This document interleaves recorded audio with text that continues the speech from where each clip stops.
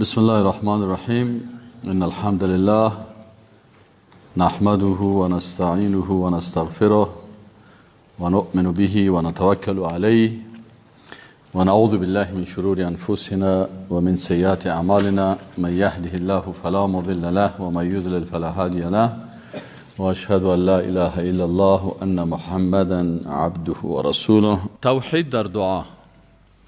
ما و شما باید بفهمیم که در دعا هم چی هست؟ توحید هست. چرا؟ به خاطر از اینکه دلایلی که باز ما و شما ذکر میکنیم که توحید در دعا به خاطر از این است که دعا عبادت است و یکی از عبادات زبانی هست که حتما اساسش قلب است. حال دعا را اول باید تعریف کنیم که دعا در لغت به چی معناست؟ معنای مختلف است: علاقمندی، استعانت، رغبت، عبادت، صدا، طلب، سوال، استفهام، سخن، تسمیه، استغاثه. اینا را کلش چی میگن؟ دعا میگن.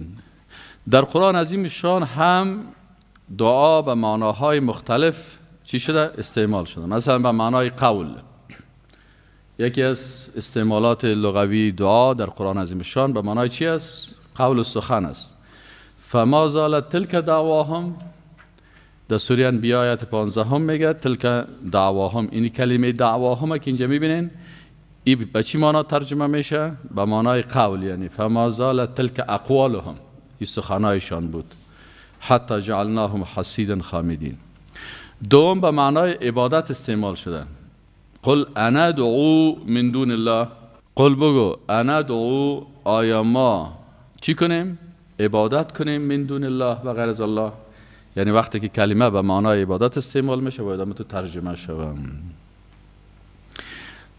سوم به معنای ندا یا صدا کردن چی شده؟ انک لا تسمع الموتى ولا تسمع الصم الدعاء. میگه تو شنونده نمیتونی سخنایت بر مرده ها و هم تو شنونده نمیتونی انسان کره الدعا ندا را. اگه بر کره قدر صدا کنی او صدای تو را نمیشنوه. اینجا به معنای چی است؟ ندا و صدا. به معنای استعانت و استغاثه هم آمده است. مثلا در این آیت شریف است که ودعو شهداءکم من دون الله. اینجا ودعو چی مانا؟ طلب کنین کی را؟ یعنی کمک بگیرین، استعانت بگیرین. از کی؟ از امو بزرگایتان. و این کنتم فی ریب مما نزلنا، و این کنتم فی ریب مما نزلنا علی عبدنا فأتوا بسورة من مثله ودعوا شهداءکم من دون الله. اینجا دعا به معنای چی است؟ استعانت گرفتن است. یعنی شما استعانت بگیرین، کمک بگیرین از سیدتان. پنجم به معنای عذاب و عقوبت هم استعمال شده. عذاب و عقوبت. تدعو من ادبر و تولا، یعنی عذاب میدهد، عقوبت میدهد کیه؟ کسی که پشت خود دور میته و روی گردان باشه. اینجا کلمه دعا به معنای چی است؟ به معنای عذاب و عقوبت است. خب به معنای عرض هم استعمال شده. و مالی ادعوکم الی النجات، یعنی ما پیش میکنم بر شما کامیابی و نجات. این استعمالات لغوی هست. دعا در اصطلاح چه قسم است؟ میگه دعا در اصطلاح فرق میکنه نظر به اقسامش. هر قسم دعا تعریف خاص خود داره. در اصل دعا که است، در مجموع وقتی که شما آیات قرآن و احادیث بحث بکنین میبینین که در اصل کل دعاها که است دو اصل اساسی داره، دو قسم است. اول چی هست؟ دعاهای مشروع هست. یک قسم دعاهاست که اونا مشروع هستن و بعضی دعاها اینا چی هستن؟ دعاهای نامشروع. دعاهای مشروع کدام یکیست و دعاهای نامشروع؟ نوع اولش، نوع اول دعاهای مشروع هست. دعای مشروع این هم با اساس احکام شریعت اسلامی دعاهای مشروع هم دو قسم است. چند قسم است؟ دو قسم است. یکی دعای توحیدی هست، فهمیدید یعنی؟ و یکی دعای و طلب عادی هست یا مشروع هست. قسم اول دعای توحیدی. کدام دعا هست دعای توحیدی؟ علامه ابن کثیر رحمت الله علیه میگه که دعای توحیدی عبارت است عما یجمع کمال المحبت والخضوع والخوف. اینال در شریعت دعای توحیدی کدام یکی هست؟ که تو با زبان طلب میکنی لکن در قلبت سه چیز باید باشه. چی باشه در قلبت؟ سه چیز. او چی است؟ کمال محبت، کمال خضوع و کمال خوف. یعنی محبت داشته باشی، خضوع داشته باشی و خوف داشته باشی. یعنی در قلب انسان باید مثل پرنده واره سه چیز باشه: محبت، خوف و رجا و خضوع تسلیمی. عالم دیگه میگه که و اظهار غایت التذلل والافتقار الی الله، اظهار نهایت درجه ذلت و فقیری به الله و الاستکانة له و سکون یا پناه بردن به الله متعال است. اینال ما و شما اگر بخوایم که یک تعریف خوب از دعا داشته باشه میگیم که دعا عبارت از عبادت توحیدی زبانی است که اساس آن را خوف، رجا و محبت قلبی تشکیل میدهند. صحیح شد؟ دعا عبارت از چی است؟ عبادت توحیدی زبانی است که اساس از او چی است؟ خوف، رجا و محبت تشکیل میدهد و به همین علت دست دعا فقط به خالق متعال بلند میگردد. اینی شد دعای کامله که شما باز اگه کدام وقت شما مطالبه میشه که دعا را تعریف میکنین، شما میگین یک عبادت زبانی توحیدی است که توسط چی انجام داده میشه؟ توسط زبان. به اساس چی؟ به اساس محبت، خوف و رجای قلبی. به خاطر که آسان شود میکنیم. دعای توحیدی عبارت است: یک، عبادت توحیدی زبانی است. صحیح شد؟ دو، اساس آن را چی تشکیل میده؟ خوف، رجا و محبت قلبی تشکیل میده. صحیح شد؟ و با دست دعا فقط به خالق متعال انجام داده می شود. چی داده می شود؟ چند چیز در دعا هسته؟ سه چیز. میگه دعا باید جامع و مانع باشه. جامع باشه که تمام اجزای خود داشته باشه و مانع او است که دیگه چیزای اضافی در او نباشه. پس در دعا چند چیز است؟ سه چیز است. یکی قلب است، یکی زبان است، یکی دست. چند چیز است؟ قلب، زبان و دست. این حال میگه که دعا عبارت از عبادت زبانی است. صحیح شد؟ که توسط قلبی که در او چی باشه؟ خوف، رجا و امید باشه. صحیح شد نه؟ صحیح شد؟ دو، دست بلند میکنی با انجام دادن دست. با کی دست باید بالا کنی؟ با خالق متعال. اینی دعای توحیدی است. اگر در قلبت خوف و محبت و رجا به مخلوق بود، بازی دعای شرکی میشه. اگر در دعایت زبانت به مخلوق دراز شد، دعای شرکی میشه. فهمید یعنی؟ اگر دستتان به عوض خالق به مخلوق بلند کردی، بازم این دعای چی شد؟ شرکی شد. فهمید یعنی؟ از این خاطر باید بفهمید که دعای توحیدی، اگر کس شما را پرسان میکنه بین دعای توحیدی و شرکی چی فرق است، شما میره میگن سه فرق است. چند فرق است؟ در دعای توحیدی قلب فقط محبت با الله داره، از الله میترسه و به الله امید داره. در دعای شرکی خوف از مخلوق داره، محبت با مخلوق داره و امید به مخلوق داره. بت پرستا از بت خود میترسن، با بت خود محبت دارن و از بت خود امید دارن. فهمید یعنی؟ دوم علامت خوف شرکی چی هست؟ فرق دومش چی است؟ میگه در توحیدی که زبان فقط به خالق بلند میشه. اللهم ربنا آتنا فی الدنیا حسنه، ربی اینی نذرت لک ما فی بطنی. در دعای شرکی چی میشه؟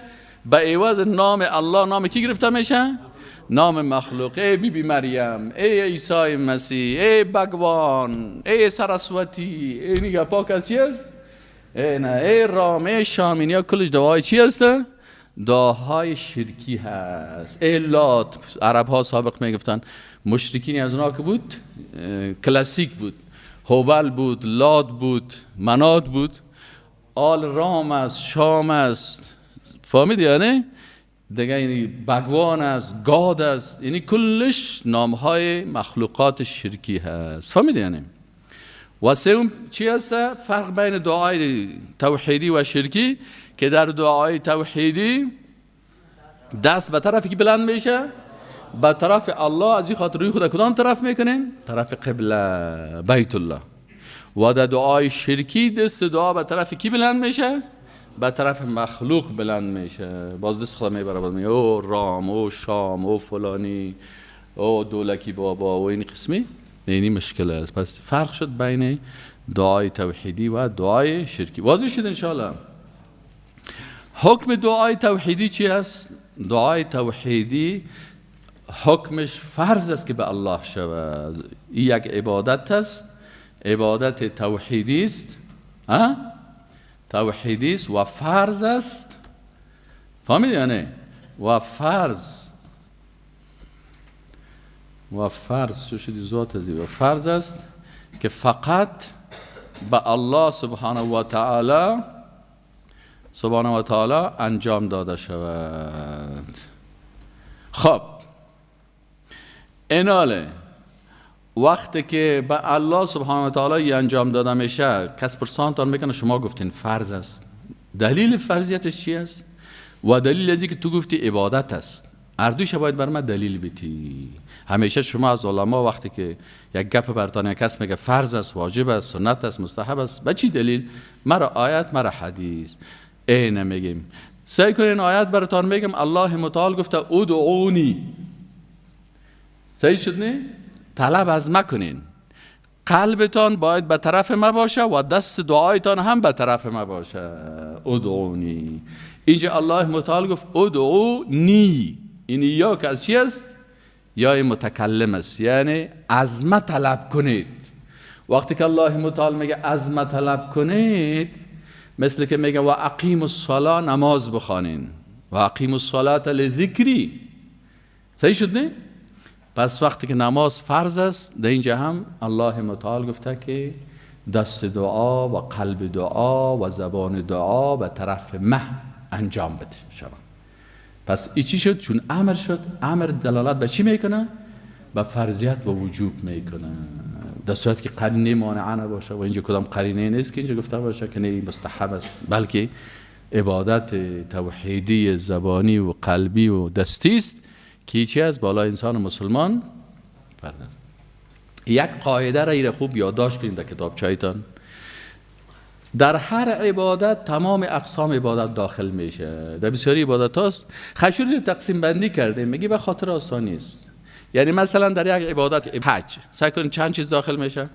وقتی که حج میکنی فکرت باید به الله باشه، قلبت محبت و رجوع و خشوع به الله باشه، زبانت باید به الله باشه، تمام اعضای بدنت در حج کار میکنه، پیسه تا مصرف میکنی و حکم الله را هم تطبیق میکنی. پس در یک فرض ارشش قسم از اقسام عبادت دی چی میشه؟ تطبیق میشه. خیلی رو تقسیم بندی کردیم. میگه تقسیم بندی به خاطر ازی کردیم که شاگردا برشان آسان شود. اگه در یک دعا سعی کن هم عبادت قلبی شد، هم عبادت زبانی شد، هم عبادت بدنی شد. صحیح شد نه؟ پس از این خاطر عبادت ها تقسیمش به خاطر آسانی است. غیر از او در یک عبادت چندین قسم عبادت داخل می باشن. خب پس فهمیدیم از کلمه ادعونی که الله متعال میگه از ما طلب بکنید و باز میگه استجب. اینجا علما میگن ای چی هست؟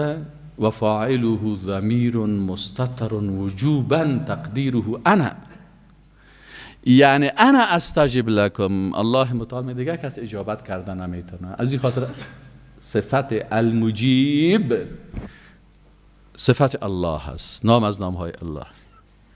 نه پیغمبر المجیب است، نه ملائکه المجیب است، نه یه گفته میتونیم. پس الله متعال میگه از من طلب کنین و من فقط اجابت میکنم. پس این شد، معلوم شد که عبادت چی است؟ عبادت زبانی دعا فرض است. فرض است که فقط برای الله شود. خب اینالی رو گفتی، تو گفتی عبادت است، از کجا پیدا کردی که عبادت است؟ ما برشان میگیم به خاطر از عبادت است که الله متعال در ختم آیه چی میگه؟ ان الذين یستکبرون عن عبادتی، یعنی کسی که از عبادت دعا تکبر میکنه. پس دعا چی شد؟ عبادت شد. از آیات قرآن فهمیدیم که هم دعا فرض است و هم دعا عبادت است. الله متعال میگه اگه کس از عبادت ما که دعا هست سرپیشی میکنه و میره دست دعا را به مخلوق بلند میکنه، دراز میکنه و یا تکبر میکنه، میگه من هیچ به دعا ضرورت ندارم، سیدخلون جهنم داخلین، یا میگه به جهنم داخل میشن. چه قسم متعادی میگه نه خوار و ذلیل. یعرف المجرمون، میگه در روز قیامت مجرم‌ها از چهره‌اش معلوم میشه، بسیار جگرخون، سیاه میزنه، بعد قواره شده، وضعیتش خراب است. چی کردید؟ وزیر صاحب خطا خورده.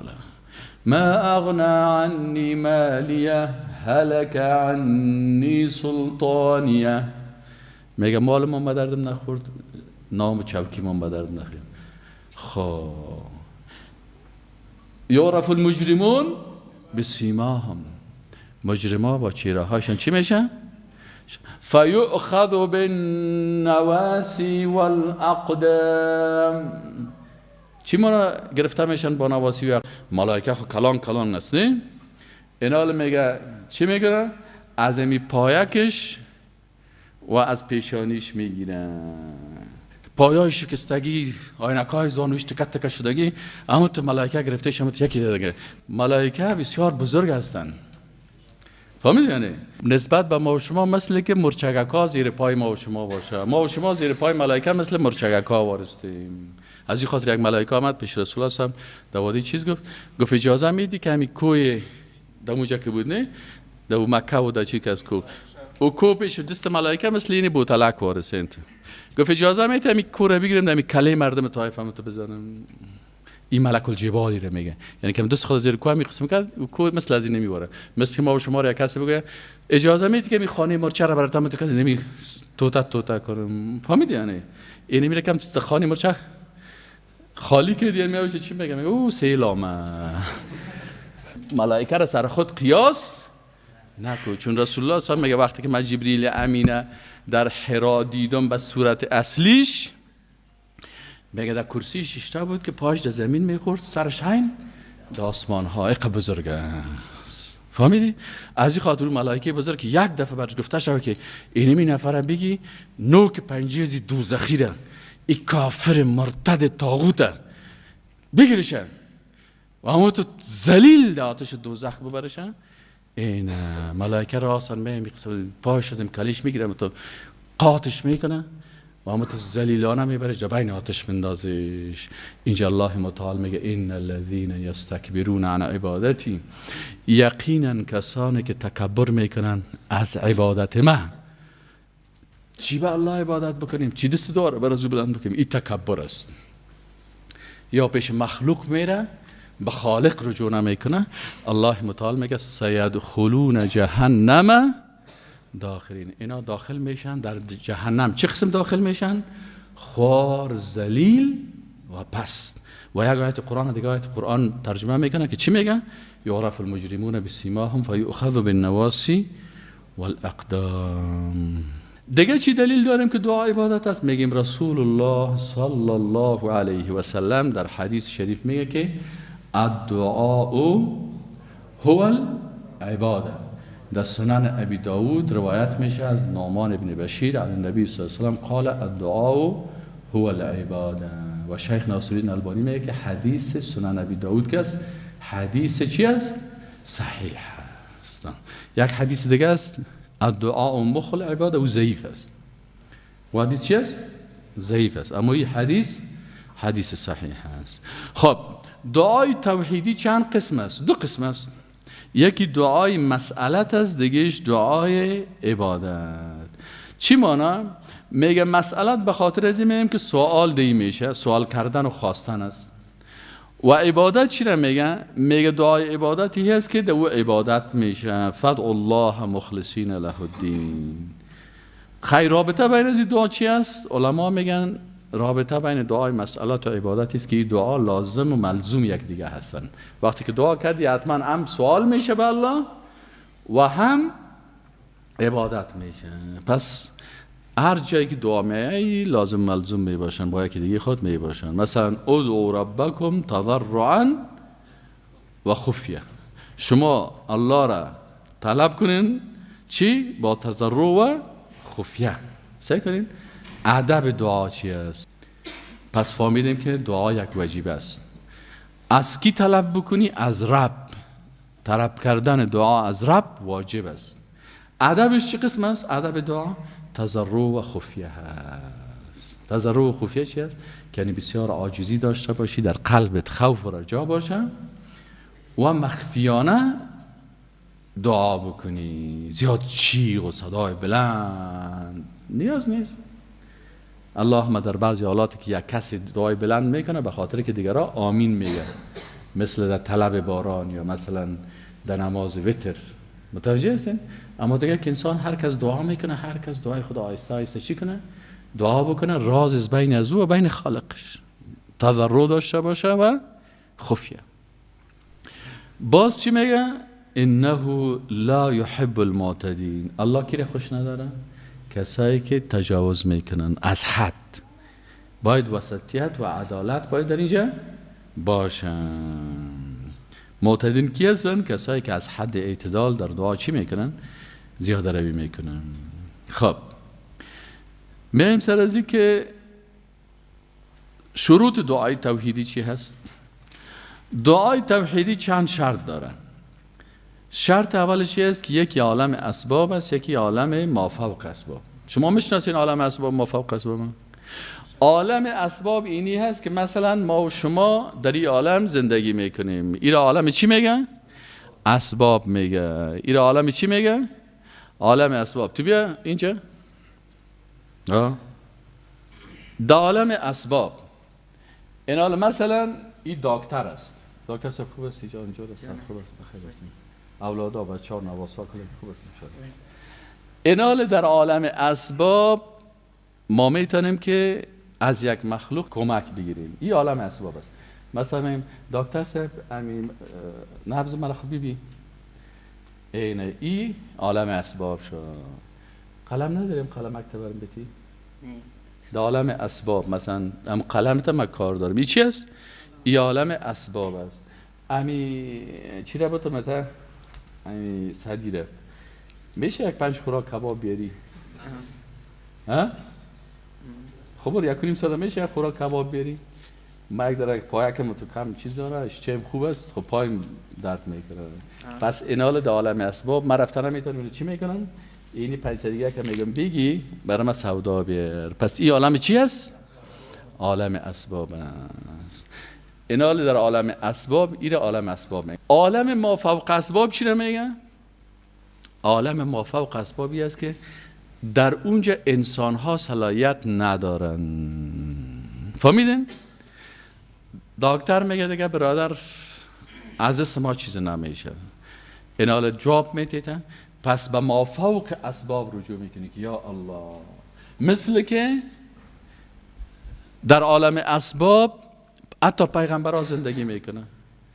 اگر میخوای یک بچه داشته باشی باید خودت جوان باشی، در جوانی ازدواج کنی و همسرت هم باید جوان باشه، صحیح نه؟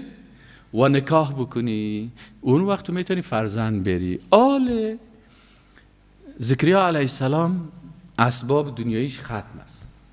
خودش ریش سفید شده، بس اینه که حتی ریش و بروت و حتی ابروهایش هم چی شده؟ سفید شده. و همسرش هم در جوانی نازا بود و هم حال پیر شده. حال عالم اسباب چی است؟ قطع شد. در عالم اسباب اولاد پیدا، این خب پیغمبر است، میخواد از الله که از عالم ما فوق اسباب برش چی بده؟ برش فرزند بده. سوره مریم بکشین آیت اول. كافها يا عين صاد ذكر رحمة ربك عبده زكريا إذ نادى ربه نداء خفيا قال رب إني وهن العظم مني واشتعل الرأس شيبا ولم أكن بدعائك رب شقيا وإني خفت الموالي من ورائي وكانت امرأتي عاقرا فهب لي من لدنك وليا يرثني ويرث من آل يعقوب واجعله رب رضيا. ببینید اینجا کاف ها یا عین صادی از حروف مقطعات است. ذکر رحمت ربک عبده، ذکر رحمت رب تو به بندهش زکریا علیه السلام میشه. چی میگه؟ اذ نادى ربه نداء خفیا. اول زکریا علیه السلام میبینه که الله معرفی میکنه که این بسیار بنده خوب ما بود. دعا کرد، ندا کرد. ندای چی کرد؟ اذ نادى ربه نداء خفیه. میگه زکریا علیه السلام به الله ندا کرد. ندای چی؟ ندای خفی کرد. نداء خفی. ندای خفی چی معنی؟ یعنی ندای پوشیده و آیسته، چیغ نزده دعای خود. چرا؟ ادب با الله مراعات کرد. وقتی که ندای خفی کرد، قال گفت زکریا علیه السلام ربی ای پروردگار من اینی وهن العظم منی. ببین زکریا علیه السلام عاجزی خود به الله پیش میکنه. اول توسل میکنه به نام الله که رب است. به کی توسل میکنه؟ به نام الله. میگه یا الله تو رب ما هستی، خلق کننده ما هستی. این توسل به نام از نامهای الله. دوم توسل میکنه به چی؟ به عاجزی خود. این باز در باب توسل ما و شما میخونیم. میگه یا پروردگارا استخوانایم پوسیده شده و اشتعل الرأس شیبا و سرمم سفید شده از پیری. ولم اکن بدعای که ربی شقیه. و ای پروردگارا ما به دعای تو هیچ وقت تو نبودیم که دو شقی باشم. چی معنی؟ یعنی دست دعا را به غیر الله بلند کرده باشم. هیچ وقتی کار نکردیم. و اینی خفت الموالی من ورایی و کانت امرأتی عاقره. باز میگه ای پروردگارا ما از امی میراثخورا و کسایی که بعد از ما هستن، مردم از این قوم خود میترسم که بعد از ما اینا امی وظیفه مرا که دعوت به توحید است درست انجام ندن. و کانت امرأتی عاقره. یا الله خانم هم نازا هست. بناهن عالم اسباب چی است؟ قطع هست. در عالم اسباب باید استخوان انسان قوی باشه، مویای انسان خوب سیاسی باشه و خانمش هم قابل اولاد آوردن باشه. این عالم اسباب است. آلی سه اسباب دنیایی چه شد؟ قطع شد.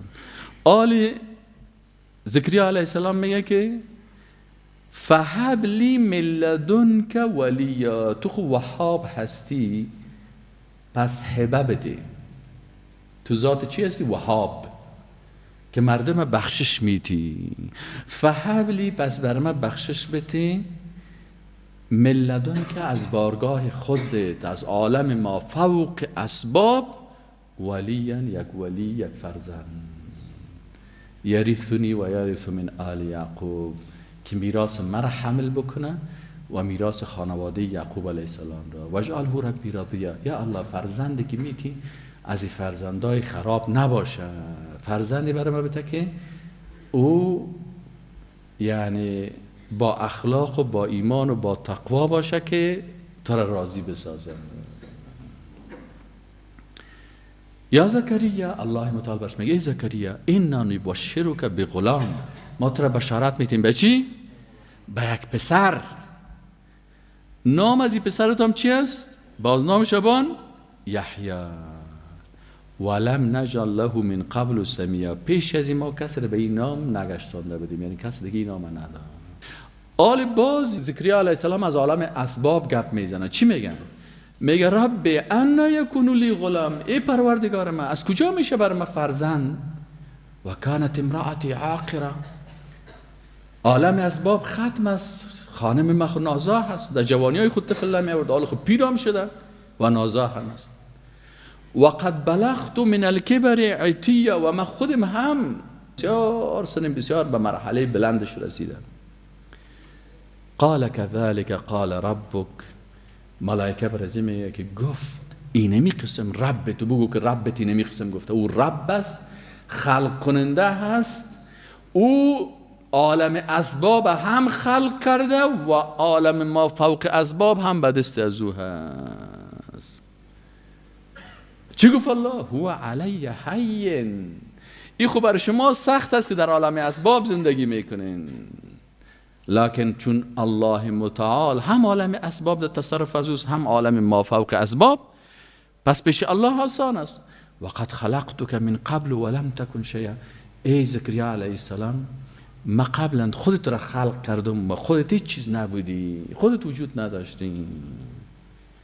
اینال زکریا علیه السلام برش میگه قال رب اجعل لی آیه، خی پروردگار بر من علامت بتیم که من چه وقت صاحب فرزند میشم؟ قال آیتک الله تکلم الناس ثلاثه لیال سویا، که 3 شبانه روز امرای مردم سخن نمیگی. فخرج على قومه من المحراب، میگه از محراب از مسجد عبادتگاه برآمد، فاوحى الیهم، اشاره کرد برشان که ان سبحوا بکرة و عشیا، صبح و شام تسبیح الله را بگوین. پیغمبر برای خود برای کس اولاد داده نمیتونه که تو فکر نکنین که والای زکریا پیغمبر است و اینه برای خود اولاد آورد در استفیدی آورد. زکریا علیه السلام برشان گفت که این کلش که از جانب الله هست، شما او مردم که پیرو ما هستین تسبیح کی را بگوین؟ الله را بگوین. سبحوا بکرة و عشیا. شرط اولی است که انسان مسلمان در عالم ما فوق اسباب با خوف، امید و محبت فقط از الله متعال طلب بکنه. از عالم ما فوق اسباب طلب میکنی که دیگه حال اسباب دنیایی بر تو ختم شد، عالم ما فوق اسباب فقط از الله طلب بکنی. این شرط عبادت توحیدی دعا هست، شرط اولش. و قال ربکم ادعونی استجب لکم. خب شرط دومش چی هست؟ شرط دومش هست که در عالم اسباب نیز از خالق متعال خواسته شود. در عالم اسباب هم از کی بخوایم؟ هر چیز از الله بخوایم. لکن از مخلوق اگه چیز را میخوایم، چیز را بخوایم که اون مخلوق توانایی از او را داشته باشه. مثلا یک دکتر است میشه تو را معاینه کنه، میشه یک پچکاری مسکن برات بده، میشه یک دوای مسکن برات بده، میشه عملیاتت بکنه. درست است نه؟ پس در عالم اسباب با مخلوق وقتی رجوع میکنیم که تواناییش داشته باشه، اما او که توانایی نداشته باشه از او باز دیگه نخواهیم. مثل که بعضی مردم ها میره که فلانی سر بر ما یک پیش بت میره، بت پرستا، قبر پرستا پیش قبر میره که برای ما چی بده؟ بچه بده، دختر بده. این مشکلات از اینا هست. شرط سومی چی است؟ که باید الفاظت هم توحیدی باشه. وقتی که قلبت با الله بود، لفظت هم باید چی شود؟ جور شود. لفظ چه قسم است؟ مثلا بگی ربنا، اکثرا دعای قرآن که ببینید با چی هست؟ با کلمه ربنا هست. ربنا آتنا فی الدنیا حسنه، ربی اینی وهن العظم منی، اللهم مالک الملک، اللهم رب السماوات والارض، یا الله، یا رحمان، یا غفور، یا تواب. پس الفاظ هم باید الفاظ چی باشه؟ توحیدی باشه. دعا با اسماء و صفات باشه. الله متعال میگه ولله الاسماء الحسنى فادعوه بها. الله میگه ما این نامهای حسنا رو بر شما بیان کردیم در قرآن و سنت. برای چی هست؟ برای عزیز که با این نامها تو از الله طلب بکن. توبه میکنی، توبه میکنی برای الله، میگی یا الله ما بسیار بنده گناهکار هستم، بسیار غلطی از پیش می شده و تو ذات تواب هستی و رحیم هستی. انک انت التواب الرحیم. یا الله تو بسیار پذیرنده توبه هستی و مهربان هستی، توبه مرا قبول کنم. یا الله من بسیار عاجز هستم، رحمت بالای من نازل بکو. یا الله تو حفظ هستی، حفیظ هستی، والله خیر حافظا و هو ارحم الراحمین. یا الله تو مرا حفظ کنی، در پناه. پس الله متعال میگه این نام ها، بسیاری کسان 99 نام الله هست، با نام های الله عبادت نمیکنن، پیش فلانی برو و فلانی برو.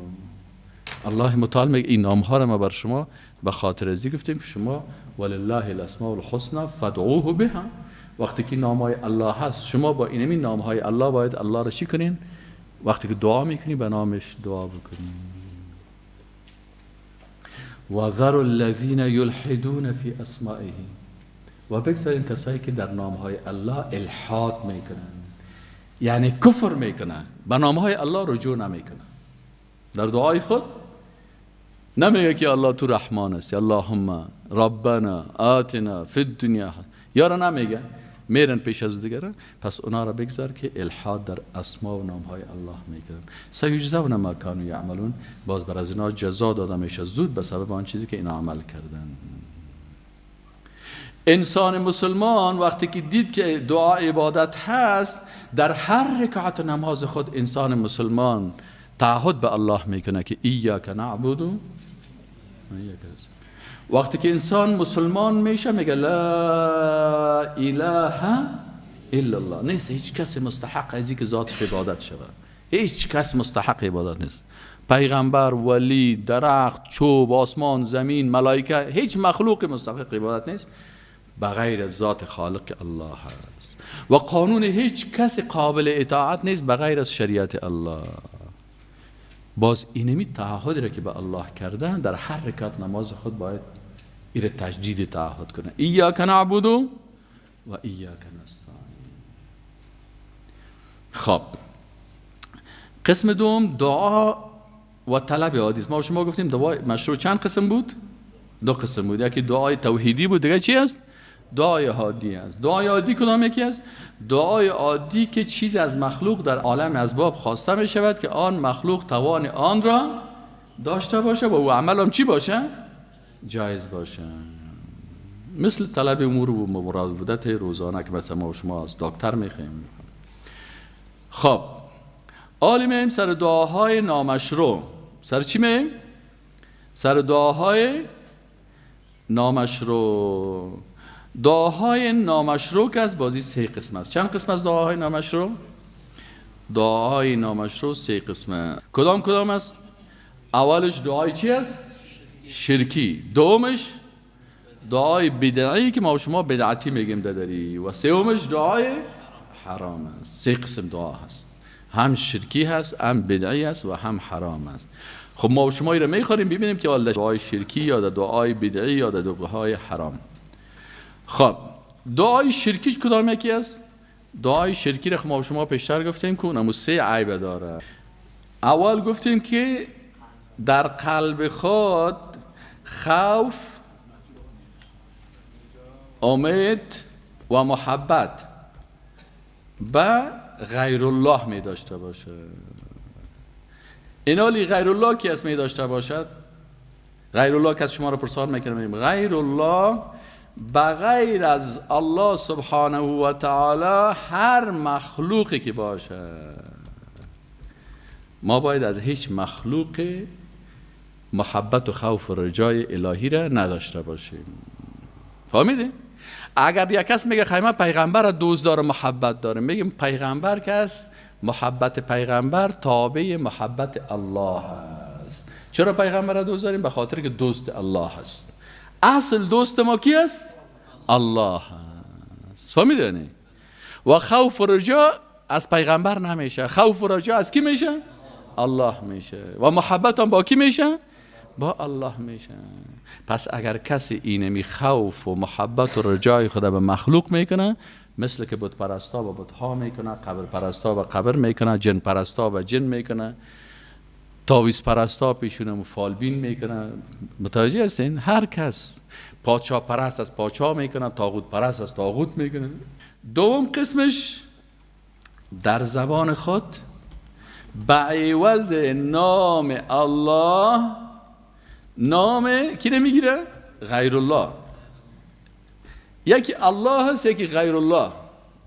الله خالق است، غیر الله مخلوق است. باید در زبانت الله باشه. غیر الله هر چیزی که برابر شد کلش غیر الله هست. پس فقط از الله میخوای، از غیر الله نمیخوای. و سوم قسمش چی است؟ یکی قلب بود، یکی زبان بود. دست دعا را فقط با چی بلند میکنه؟ ها؟ و دست را که به بارگاه خالق بلند شود، دست را که فقط به بارگاه خالق بلند شود، به درگاه مخلوق بلند گردد.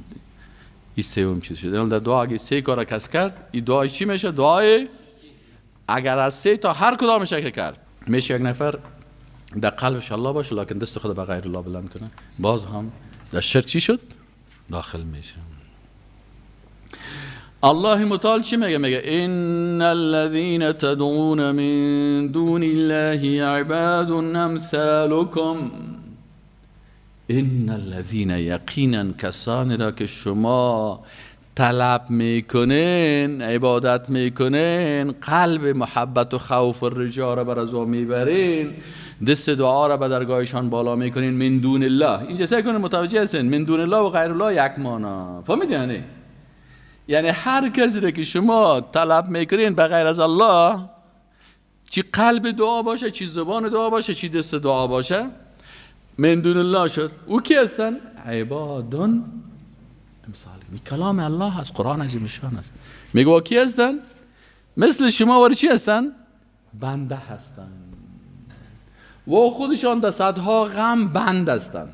بنده چی مانا؟ خودش در صدها غم بنده، سو در غم جان خود است. عباد امثالکم فدعوهم، حالا برین شما صدایشان کنین. فلیستجیبوا لکم، جواب بده برای شما. برین صدایشان کنین، اگه جواب شنیدین این کنتم صادقین، اگر راستگو هستین. وقتی که میره سر پیش او بود که صد چیغ میزنه چیغ میزنه چیغ میزنه، او بود چیز نمیکنه. باز یگان تا کس همو ملنگک های بوتا کس باز چالاک است. باز یک لاس پیکره که در پشت کلش میمانه، باز گپ میاد چی میگی؟ او نکته ما گپ زد. فهمیدی؟ یا شیطان های انسانی بازید میده یا شیطان های جنی. خود از او توانایی نداره. اینه قل بگو ای رسول الله صلی الله علیه و سلم. و می آمدن پیش رسول الله صلی که ای رسول الله صلی بیا 1 سال تو بتای ما را دعا کو عبادت کو، 1 سال ما میکنیم. برشان قاطع بگو که قل بگو اینی نهیت عن اعبد الذین تدعون من دون الله. من منع شدیم، الله مرا منع کرده، من صلاحیت ندارم. این خوب دست من نیست که من پیغمبر هستم صلاحیت داشته باشم. نه، من منع شدیم که تو که پیغمبر هستی که بغیر از من دون الله کسی را صدا کرده نمیتونی، عبادت کرده نمیتونی. قل برشان بگو ای پیغمبر، الله برش میگه که ای پیغمبر بگو که من خودم بنده مأمور هستم، سرم امر میشه. قل بگو لا اتبع اهواءکم، من خواسته های شما را متابعت کرده نمیتونم. این کلمه جور آمد سال نیست که تو بخی 1 سال بت ما را عبادت که 1 سال باز ما معبود تو را عبادت میکنیم. اگر باز ما این کار بکنم چی میشم؟ قد ضللت اذن و ما انا من المهتدین. اگر باز ما خودم این کار کردم باز ما خودم گمراه میشم. یعنی انسان که هست این خط سرخش است، خط قرمز است. خط چی است؟ خط قرمز است. چی مانا خط سرخ و خط قرمز؟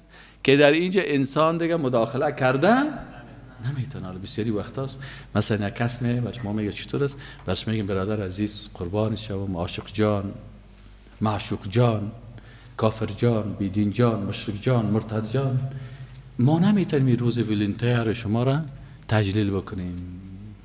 چرا؟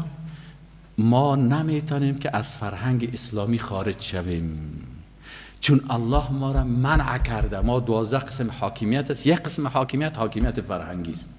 بنابراین در حاکمیت فرهنگی ما نمیتونیم که فرهنگ مجوسه یا آتش پرسته یا نصرانی را یا یهودی را یا هندو را تجلیل بکنیم. چرا نمیتونیم؟ Why؟ بگیم because the sky is very high. چرا نمیتونیم؟ به خاطر از این ما نمیتونیم قربان جان. ما برشان قناعت میدیم، برشان میگیم ما به خاطر از این نمیتونیم که اگر ما فرهنگ شما را تایید کنیم تایید کفر میشه، خود انسان به کفر مبتلا میشه. یعنی در قرآن عظیم شان الله متعال میگه ولا متخذات اخدان، زنها و مردای مسلمان، دخترای مسلمان دوست پسرهای مخفی نداشته باشند. ولا متخذات اخدان، دخترای مسلمان باید چی نداشته باشند؟ باید دوست پسر نداشته باشند و بچهای مسلمان باید دوست دختر و گرفرند و بایفرند. این فرهنگ کافر است. ما اگر کدام دختر خوش آمد خلاص میریم خواستگاری میگیریم به طریق شرعی و مشروع. شما محبت و عشق و گپا دارین، از ما محبت و عاشقی و گپای ما کلش بعد از نکاح هست. وقتی که نکاح صحیح و شریک کردی عاشق همسرت باش، دوست همسرت باش، محبت همسرت داشته باشن، ولی قبل از ازدواج این گپا در اسلام نیست. این حال ما گفتیم یا الله ما تسلیم شریعت و قانون تو هستیم. قانون الله در بین 12 قانون شکی از قوانین فرهنگی هست. خب پرسان میکنه بعضی از مسلمان ها خب میکنه، ما میگیم اون مسلمان ها در تذکره مسلمان است، خودم اینجا دلم در پیش یارم و نامکش در تذکره مسلمان است لکن دلکشان پیش خارجی ها و بیدینا هست. اما ما نمیتونیم، بسیار معذرت میخوایم که نه روز چیز شما را تجلیل کرده میتونیم، این روز کریسمس تانه، نه ما از نوروز مجوسی ها را تجلیل کرده میتونیم، ما نمیتونیم. چرا؟ به خاطر ازی که این شامل میشه به طقوس و فرهنگ های غیر اسلامی. چرا میگن holy day؟ این روز مقدس است. مثلا what is the holy day with Jewish holiday؟ یهود چی است؟ میگه روز شنبه است. هالیدی نصرانا چی هست؟ روز یک شنبه است. هالیدی مسلمانا چی است؟ روز جمعه هست. ما از خود هالیدی داریم. قسم دیگهش دعای بدعتی است که رو انشاءالله ثواب خیر میخوانیم. سبحانك اللهم و بحمدک اشهد ان لا اله الا انت استغفرک و اتوب الیک.